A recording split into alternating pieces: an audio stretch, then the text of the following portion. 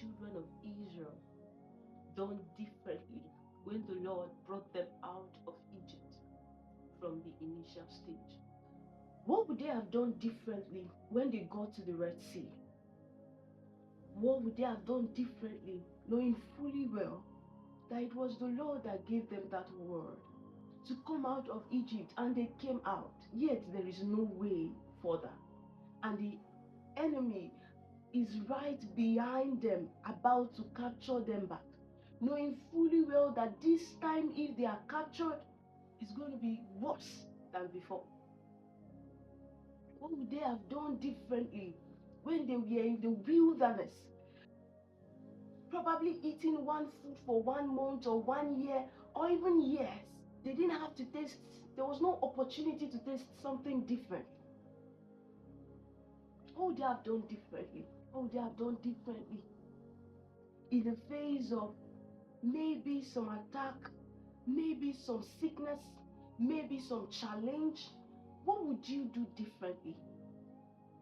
How should they have handled it?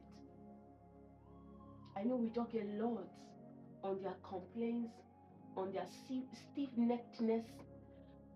We focus a lot on what they did wrong. But what would they have done rightly? To you watching me, what would you do differently? What can you do rightly? Complain, murmur, cry, regret, think of what is not working, dwell on past mistakes, dwell on the past.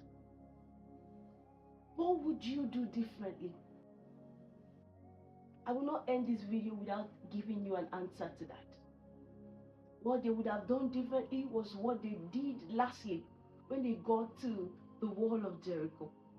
What they would have done differently was they would have sang their way through. They would have worshipped God through. They would have praised the one who called them out of Egypt through. The Red Sea would have still parted. They would have danced through the Red Sea.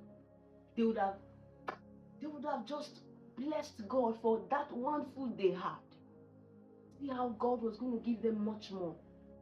They would have lifted up harps and cymbals, songs of praise and thanksgiving to the Lord, knowing fully well that has called them is faithful, is just.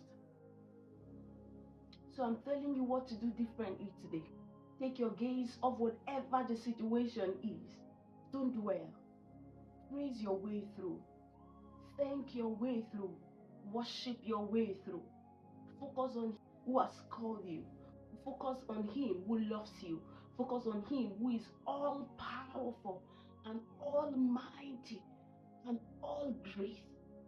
Just focus on him and see what you thought was a mountain becomes a valley, becomes a low hill, nothing, becomes dust